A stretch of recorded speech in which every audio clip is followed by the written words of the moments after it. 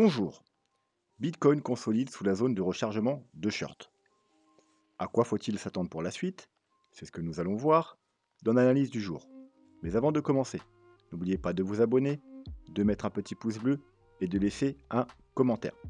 Alors, petite vidéo nocturne, à la base, j'avais pas prévu de sortir de vidéo ce soir. J'avais prévu de tourner une vidéo sur les altcoins, mais finalement, je me suis dit, bon, on va faire un petit update rapide sur le Bitcoin. C'est pour ça qu'on va pas passer trop de temps sur le Bitcoin parce que grosso modo, il n'y a pas de changement par rapport aux dernières analyses. Et voilà, je comptais publier la vidéo demain juste sur les altcoins, mais du coup, je vais la publier une fois que j'aurai fini, donc vers 1h, 1h30 du matin. Donc soit vous la regardez cette nuit, soit vous la regarderez tranquillement dimanche. Voilà, donc sans plus attendre, on va se diriger sur la crypto map et on peut voir que la crypto map est bien verte, hein, forcément. Le Bitcoin, il a continué sa petite montée, même si là, il est stoppé depuis quelques heures sur une résistance importante. Les altcoins ont bien entendu suivi. On a des gagnants, hein, on va dire HNT avec 12%, AXS 12%, Tifuel 15% et bien entendu le grand gagnant Gala, d'ailleurs qu'on va analyser aujourd'hui à 47%. Donc ça fait d'ailleurs quelques jours que Gala il up bien. Et d'ailleurs c'est pour ça sûrement que vous me l'avez demandé. Donc je tiens à préciser, essayez de me demander les altcoins avant qu'ils pump. Parce qu'après c'est trop tard. Je peux vous l'analyser, mais c'est trop tard. Le point d'entrée il est passé. Gala il a pris 50% rien qu'aujourd'hui. Il avait pris 10, 20, 30% les jours passés. Il a pris plus de 70%. Voilà, je peux vous l'analyser, mais forcément le point d'entrée il est passé. Donc c'est bien de voir des alts qui pump et se dire: «Ah, c'est intéressant, je vais demander cet alt là», mais c'est trop tard. Donc si vous avez des projets intéressants, des alts qui ont un projet intéressant, vous n'avez pas besoin d'attendre que ça pump pour que ça m'intéresse. Moi, au contraire, les alts qui pump, ça m'intéresse pas.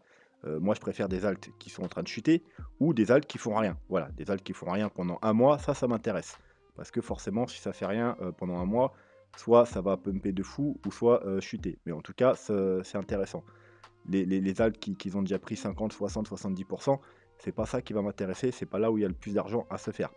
Bref, donc on verra quand même Gala aujourd'hui parce que vous me l'avez demandé hier. Cryptofear, bon bah sans surprise, hein, hier je vous avais dit, hein, vu qu'on avait le petit décalage euh, par rapport au pump qu'on a eu. Donc aujourd'hui on serait sûrement de retour vers les 30. Bon bah voilà, 33. La petite chose qui change tout simplement, c'est que, comme vous pouvez le voir par exemple, depuis un mois, on n'avait pas réussi, d'ailleurs depuis qu'on est passé en dessous des 30, on n'avait pas réussi à repasser au-dessus des 30. Vous voyez là, hop, hop, hop, hop, hop, hein, ça c'est début janvier, tout ce mois-ci. Là, le 30 janvier, on avait été à 29, et là, enfin, on a réussi à passer les 30. Donc pareil, c'est un peu l'équivalent du break de la trendline sur le Bitcoin. Voilà, on break un niveau qu'on n'avait pas réussi à passer depuis un certain temps. Donc c'est également un signal de changement de tendance. Bien entendu, ça peut être un fake out. Donc on voudrait maintenant que se maintenir au-dessus des 30 et continuer à monter pour accompagner bien entendu la hausse du Bitcoin. Si on rechute et on repasse en dessous des 30, grosso modo, c'est mauvais signe, c'est que c'était juste un fake out. Bref, on va pas s'attarder plus sur le cryptofear. Le Bitcoin, donc comme je vous l'ai dit, alors hop, on va peut-être dézoomer un peu.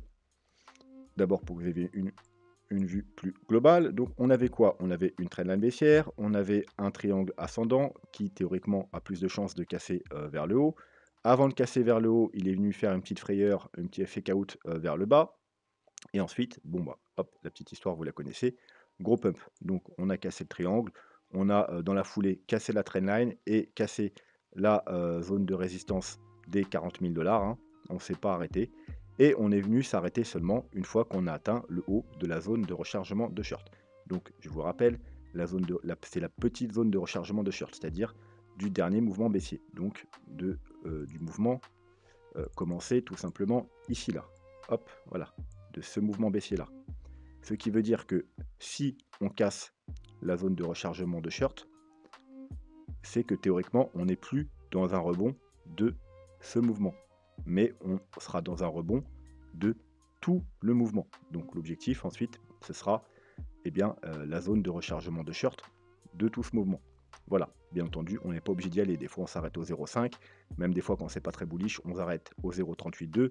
Donc d'ailleurs, on va voir où sont ces niveaux. Voilà, c'est parfait, ça va nous rajouter une grosse résistance. Donc en général, quand on est dans un rebond d'un mouvement, la première target, c'est les 0,382, le premier arrêt. Et quand on casse ce premier arrêt, ensuite l'objectif suivant, c'est la zone de rechargement de short. Même s'il arrive de temps en temps qu'on s'arrête au 0,5, la plupart du temps, si on arrive à passer les 0,382, on se dirige vers la zone de rechargement de short. Et comme vous pouvez le voir, malheureusement, là, le Fibo 0,382 se cumule avec déjà les grosses résistances qu'on avait déjà sur le graphique, c'est-à-dire le haut de notre grosse résistance, hein, le rectangle orange, comme vous voyez, au environ 43 000 $. Et si vous suivez mes vidéos, vous savez qu'il y a aussi pas mal d'autres résistances, hein. Je crois qu'il y a le Super Trend, des moyennes mobiles, Ishimoku. On a tout un tas de résistances aux alentours entre les 43 et les 44 000 $. Donc résistance indicateur, résistance graphique horizontale, résistance de l'ancienne trendline baissière ici, hein, vous voyez qu'on avait cassé, pullback dessus, on a cassé à la baisse. Donc, encore une fois, elle nous fera résistance. Et en plus, du coup, le 0,382. Donc là, il y aura vraiment une très grosse résistance. Donc, bien entendu, si on casse le haut de la zone de rechargement de short ici, eh bien, la target, c'est 43-44 000 $. Ensuite, là, ça va être quand même assez difficile à passer. Ça ne veut pas dire qu'on ne va pas le passer, mais il faudra savoir que vaudra mieux prendre des profits pour ceux qui sont entrés en trade plus bas.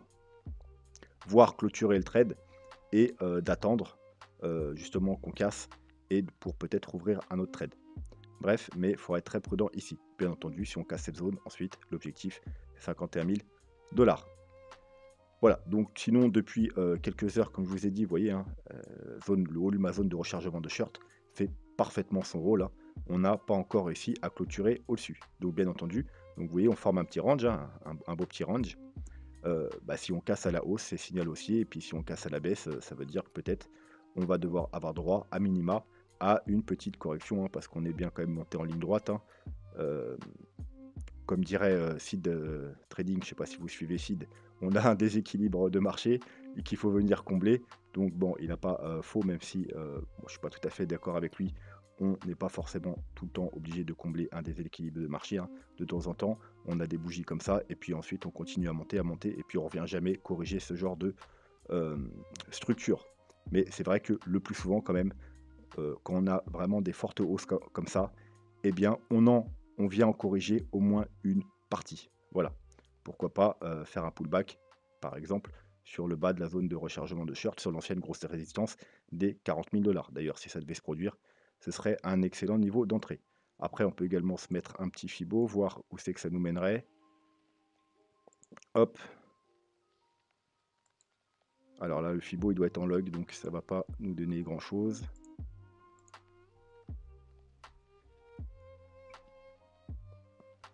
Ouais. Ça nous mettrait sur les 23,6. Bon, après, il y a les 0,382 ici. Ouais, ouais, bon, non.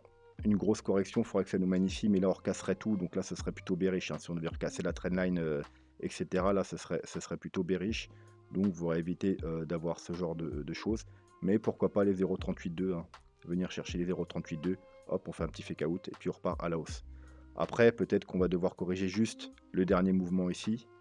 Donc là, déjà, ce serait un peu plus intéressant parce que on a justement les 0,5, 0,236 qui sont au niveau de la trendline. Donc ici, il peut retester peut-être le haut du triangle. Là, on a cassé le triangle, on n'est pas venu retester, donc pourquoi pas. Mais bon, de toute façon, voilà, comme je vous dis, la cassure de ce range nous donnera la future direction. Soit on cassera à la baisse, donc bien entendu cassé avec clôture et confirmation, hein.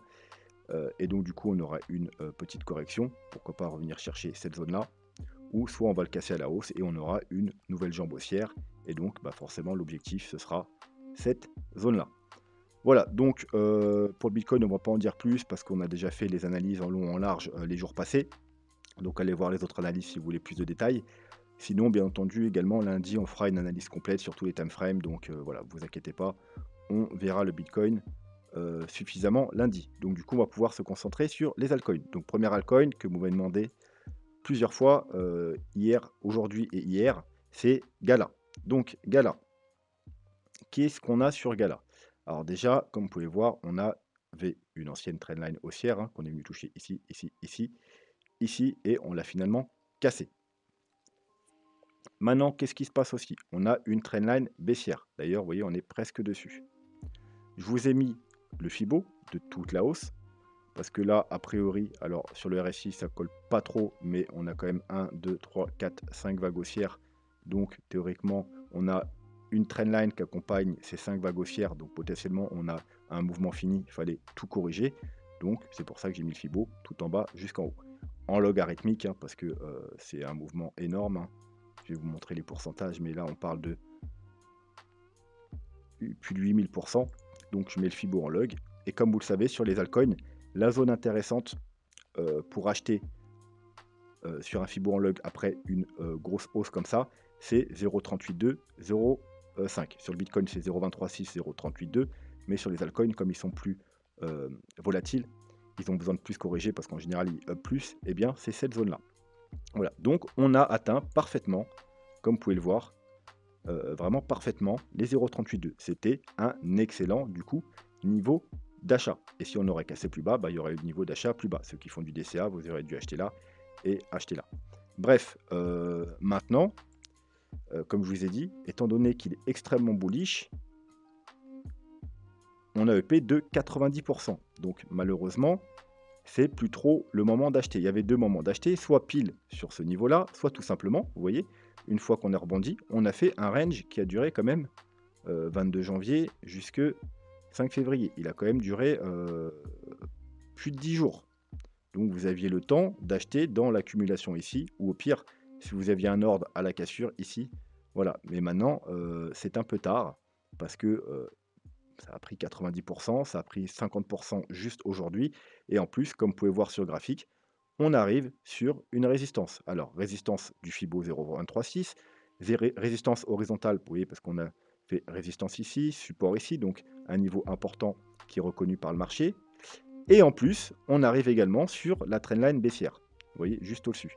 Donc, ce niveau-là, on arrive sous résistance. Et comme vous le savez, la plus mauvaise chose à faire en trading ou en investissement, c'est d'acheter sous une résistance. On short une résistance, on achète quand on casse une résistance, on long sur un support et on short quand on casse un support. Malheureusement, souvent les gens, ils vont shorter quand on arrive sur des supports et ils vont acheter quand on arrive sur des résistances. Tout l'inverse de ce qu'il faut faire. Donc là, on arrive sous une résistance, on a EP de 90% en quelques jours, c'est sûrement pas le moment d'acheter. Voilà. Donc, si on devait casser tout droit comme ça, parce que théoriquement, vous voyez que là, il y a un gros niveau de résistance, donc la cassure, en général, c'est un signal d'achat. En temps normal, je vous dirais, si on casse directement ce niveau, il ne faut pas tenter l'achat. Pourquoi? Parce qu'après un up de 50%, si on continue tout droit et qu'on casse, il n'y aura pas assez de force pour continuer et on va forcément corriger. Parce qu'après une grosse hausse, on corrige forcément. Ça, c'est ce que je vous dirais en temps normal. Par contre, en y regardant plus près sur le graphique de Gala, si vous voulez vraiment du Gala, malheureusement, il va falloir rentrer très agressivement. Pourquoi je dis ça? On va simplement regarder par le passé. Énorme bougie haussière. Ceux qui attendent une correction, eh ben, ils ne l'ont pas eu. On continue à monter. Et c'est seulement une fois arrivé là, plusieurs semaines plus tard, qu'on corrige. Et en plus, on corrige doucement. Ensuite, grosse bougie haussière. Ceux qui attendent une correction, ils ne l'auront jamais. Hop, on enchaîne, on continue à monter. Et c'est seulement une fois qu'on est monté tout en haut qu'on corrige. Et encore, vous voyez, on a corrigé à l'horizontale. C'était plutôt une consolidation. Pareil, grosse bougie haussière, on attend une correction, on l'a pas. Énorme bougie haussière, on attend une correction, on l'a pas. Énorme bougie haussière, on attend une correction, on l'a pas. Bougie haussière, bougie haussière. Donc, apparemment, sur Gala, quand il pump, il pump. Et si vous attendez les corrections, malheureusement, eh bien, s'il devait faire du moins comme dans le passé, eh bien, vous l'aurez pas. Donc, en temps normal, je vous aurais dit que là, même si on casse tout droit là, il ne faut pas acheter, tout simplement parce que on a eu une grosse hausse, comme ici par exemple. Il faut attendre la correction. Mais s'il nous fait comme sur le passé, bah, on n'aura pas de correction. Donc, il peut casser à la hausse, faire une mini bougie comme ça rouge et directement repartir. Hop, une autre bougie. Ensuite, il consolide une autre bougie et vous pourrez jamais rentrer. Donc, malheureusement, Si vous voulez rentrer sur Gala, euh, eh bien, il faudra rentrer, je pense, très agressivement. Ça veut dire si on casse ici, même si on n'a pas corrigé avant, faudra tout simplement rentrer agressivement, voilà.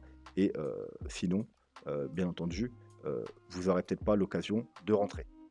Après, si jamais on a de la chance et que là, par exemple, là ou un peu plus haut sur la trendline, il se décide à corriger, bon bah faudra pas hésiter, hein, faudra rentrer.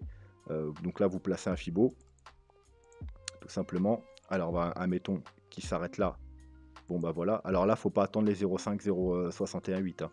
Sur Gala, apparemment, il fait pas de correction comme ça. Donc 38, je pense que les 38,2 seront déjà, c'est déjà pas mal si on va au 38,2 et ce sera un bon niveau d'achat autour des 24 centimes. Voilà. Après, l'idéal, mais ce serait qu'il casse à la hausse, qu'on ait un pullback. Bon, là, ça serait un magnifique niveau d'achat. Hein, s'il nous fait quelque chose, mince, s'il nous fait quelque chose comme ça, qui casse directement, et puis qu'après qu'il ait une petite correction comme ça, hop, bon, bah là, il ne faudra pas hésiter à racheter. Voilà. Donc, c'est tout ce que je pense qu'on va dire sur Gala. Parce que au niveau des indicateurs, sur le RSI, on n'a pas grand chose. On avait, alors c'était pas une trendline propre, mais on avait une genre de tendance baissière, hein, plutôt une tendance baissière qu'une trendline. Voilà, on l'a déjà cassé à la hausse. Vous voyez, on est déjà bien monté, on a dépassé le milieu. Donc il n'y a pas grand chose à dire, sauf que voilà, bah, c'était plutôt en bas quand on était en survente qu'il fallait acheter. Niveau du MACD, donc on est bullish depuis ici en daily, mais ce qui nous intéresse nous c'est le 3 jours. Et pour l'instant, il n'y a pas encore de signal sur le 3 jours. Vous voyez, donc il n'y a pas encore de confirmation qu'on va vraiment continuer la hausse. Malheureusement, vu comment il pump, quand on aura les confirmations, il sera déjà sûrement tout là-haut. Et niveau des moyennes mobiles, et bon, voilà. Donc là, on est en 3 jours, on a la UMA 21 qui fait résistance également. Donc voilà, bon signal d'achat encore une fois si on passe. Et je vais pas mettre en weekly parce que déjà en 3 jours on n'a pas grand chose. Donc on va regarder en daily. En daily, pareil, on a les deux dernières moyennes mobiles là, 0,5 et 0 et le 0,5. La moyenne mobile 100 et la moyenne mobile 50 qui sont juste au-dessus. Hein, donc pareil, hein, ça va renforcer juste un peu la résistance. Mais du coup, si on passe, c'est d'autant plus un signal haussier. Voilà, donc rien de plus à dire sur Gala. C'est une crypto qui a l'air intéressante, qui fait des gros pumps. Les fondamentaux, ils sont pas trop mal non plus. Mais voilà, le niveau d'achat, c'était plutôt en bas. Maintenant, c'est un peu risqué. Voilà, il faut vraiment être sûr de vouloir du Gala et être sûr du projet pour acheter ici. Parce que voilà, c'est plutôt risqué quand on a fait déjà un pump de 50% une journée. Malheureusement, alors il peut bien nous refaire ça, mais il peut aussi après avoir une forte correction. Voilà, donc à vous de voir. Bref, et si jamais on devait redescendre en bas, bien entendu, on pourrait tenter un achat ici pour un double bottom. Et s'il devait casser cette zone, on aurait un excellent niveau d'achat ici, donc les 0,5. Et en plus, vous voyez, c'est un niveau qui a été travaillé. C'est un gros niveau de support résistance. On n'est pas censé aller plus bas que ce niveau. Hein. Donc sinon, c'est qu'il y aurait un problème. Mais par contre, effectivement, si on devait y retourner vers les du coup 9-10 centimes, ce serait un excellent niveau d'achat. Allez, on va passer tout de suite à Nier. Nier, alors, il m'inspire pas grand-chose cette crypto. Personnellement, j'en achèterais pas, je pense. À part si on devait vraiment atteindre des niveaux intéressants. Donc on a quoi? On a une sorte de canal parallèle. Je dis une sorte parce qu'il est tracé à la main. J'ai essayé de prendre le canal parallèle inclus dans TradingView, mais j'avais pas quelque chose de propre. Donc du coup, j'ai préféré tracer mon propre canal. Donc on a le haut du canal. Vous voyez, avec une touche là, là, là, là, là et là. Donc d'ailleurs, hein, c'était des bons niveaux pour prendre des profits. Et en bas, bah, pour l'instant, on n'a que deux touches. Donc vous savez que pour avoir une vraie trendline, il faut au moins 13 touches pour valider cette trendline. Donc pour l'instant, elle n'est pas entièrement validée. Mais voilà, c'est quand même plutôt propre. Donc on va laisser ça comme ça. Et puis on a une sorte de médiane, hein, vous voyez, qui fait également, qui joue son rôle. Hein, résistance, support, support, support, support, support et encore une fois, support. Donc bien évidemment, ici, c'était un bon niveau pour faire des achats autour des 9 $. Maintenant, comme Gala et comme énormément d'altcoins, on arrive sur une grosse résistance importante. Hein, vous voyez, hein, résistance, résistance, résistance, résistance. On la passe support, support. Donc c'est un niveau très très important sur Nier, donc qui est autour des 13 $. Donc on y est, vous voyez, hop, hop. Donc voilà. Donc si on casse à la hausse, bien entendu, encore une fois, c'est plutôt haussier. Mais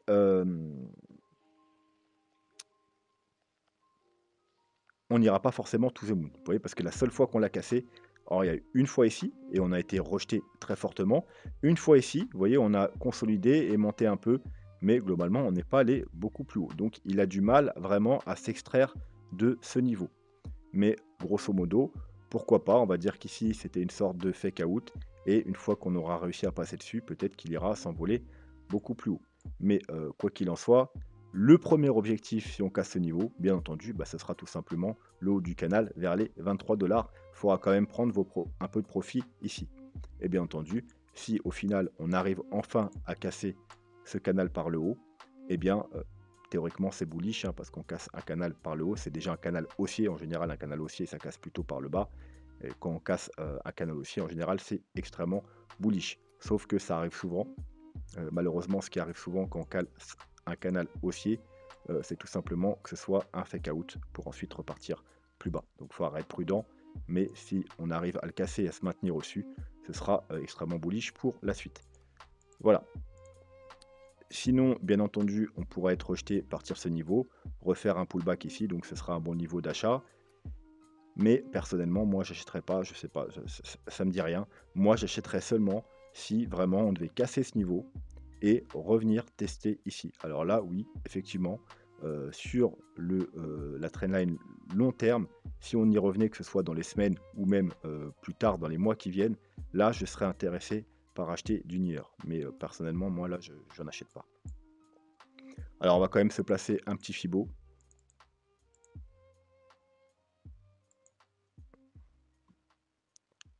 Hop, et on va le remettre en log. Alors, comme on peut voir quand même, là, on n'est pas en log, on a le 0,5, 0,618. On n'est même pas revenu chercher le 0,5, le 0,618 en non-log. Et vous savez, en général, les altcoins, quand il doit avoir une belle correction, c'est même cette zone-là qui vient chercher les 0,5, 0,786 en non-log. Et là, on n'est même pas revenu chercher les 0,618. Alors, d'ailleurs, vous pouvez voir que les 0,786, ils se cumulent ici. Donc là, vous voyez, encore une fois, c'est pour vous dire que ce niveau, il m'intéresserait fortement, mais pas avant. Maintenant, on va mettre du coup notre Fibo en log, hein, parce que après une hausse de plus de 3000%, ça nécessite un Fibo en log. Et on va voir si on a des niveaux intéressants. Alors, vous voyez, comme je vous dis, pour moi, on n'a pas encore été sur des prix assez intéressants. On n'a même pas été touché les 0,236. Donc, c'est vraiment pas une correction suffisante pour que ça m'intéresse pour acheter du Nier. Au minima, c'est vraiment un grand minima sur les alts 0,236. Mais en général, je suis plus intéressé sur les alts qu'on revient chercher le 0,382. Et encore une fois, le 0,382, si on devait descendre tranquillement comme ça, hop, il se cumulerait parfaitement avec la trendline haussière. Donc là, ouais, je serais intéressé par acheter du Nier. Mais sur ces niveaux-là, personnellement, moi en tout cas, ça m'intéresse pas. Voilà, mais bien entendu, vous, si vous voulez en acheter, ben, tout simplement, vous attendez soit qu'on vienne corriger, excusez-moi, soit qu'on vienne corriger et qu'on vienne toucher la médiane, soit tout simplement la cassure haussière, hein. Le meilleur point d'entrée, comme d'habitude, ce serait qu'on casse et qu'on vienne faire un pullback. Au niveau des indicateurs, alors le RSI en 3 jours, il nous apprend pas grand chose. En daily, on n'est même pas venu rechercher la zone de survente. Vous voyez, donc il y a énormément d'alcoins qui sont beaucoup plus intéressants. Lui, on n'est même pas venu chercher la zone de survente. On n'a pas spécialement de divergence haussière. Sur le MACD, en 3 jours, on n'a rien du tout. Donc pour l'instant, il n'y a pas de confirmation haussière. Est-ce qu'on est... Voilà. Et il vient juste de passer bearish en weekly. Alors pas encore confirmé. Vous voyez d'ailleurs, c'est pas encore confirmé. On n'est même pas encore confirmé bearish en weekly. Vous voyez, donc il a vraiment pas corrigé beaucoup. Par contre, si on clôture la semaine, si on remonte pas suffisamment, si on clôture la semaine, qu'on redescend un peu, il va confirmer une première bougie baissière en weekly donc ce sera pas super positif. Voilà, je pense que, à moins qu'on soit dans une vague 4, parce qu'on est peut-être dans une vague 1, 2, 3, 4, donc c'est normal que la correction soit petite et qu'il nous manque une vague 5. Mais sinon, si on doit corriger tout ce mouvement, c'est pas assez. On n'a pas corrigé assez. Si vraiment on doit corriger tout ce mouvement, on est censé aller plus bas, aller voilà, dans cette zone. Donc moi, personnellement, j'attendrai au pire qu'il finisse sa vague 5 et qu'il recorrige avec une vraie grosse correction, comme l'ont fait la plupart des altcoins, pour être intéressé par du Nier. Voilà, donc on va pas plus en dire sur Nier, mis à part qu'on peut aller jeter un œil aux moyennes mobiles. Donc en weekly, il n'y a pas assez d'historique. En 3 jours, bon bah tout simplement, voilà, on a fait support sur la moyenne mobile 50. Et bah voilà, là on est en train de passer la moyenne mobile EMA 21. Donc c'est parfait, hein, si on arrive à clôturer au-dessus, vu que c'est notre gros niveau de résistance, ça rajoute encore une fois du bullish à ce mouvement. Parce que vous voyez, en général, quand on est au-dessus, eh bien, on a des beaux mouvements haussiers. Quand on passe en dessous, baissier. Quand on passe au-dessus, beaux mouvements haussiers. Donc voilà, c'est des bons signes. En général, c'est des bons signaux. Voilà, donc si on arrive à clôturer et avoir une bougie en plus de confirmation, voilà, pour ceux qui sont vraiment intéressés par Nier, comme je vous dis, ce sera le bon moment pour passer à l'achat et pour viser en premier lieu euh, le haut du canal vers les 23 $. Voilà, ce sera tout pour ce soir. Demain, on va faire BLZ et Luna. Je vais l'enregistrer tout de suite après la vidéo, mais je la publierai demain. N'hésitez pas en commentaire du coup à mettre vos altcoins que vous voulez que j'analyse et je me ferai un plaisir de les analyser pour vous. Sur ce, je vous souhaite une bonne nuit ou une bonne journée et je vous dis à la prochaine. Tchuss.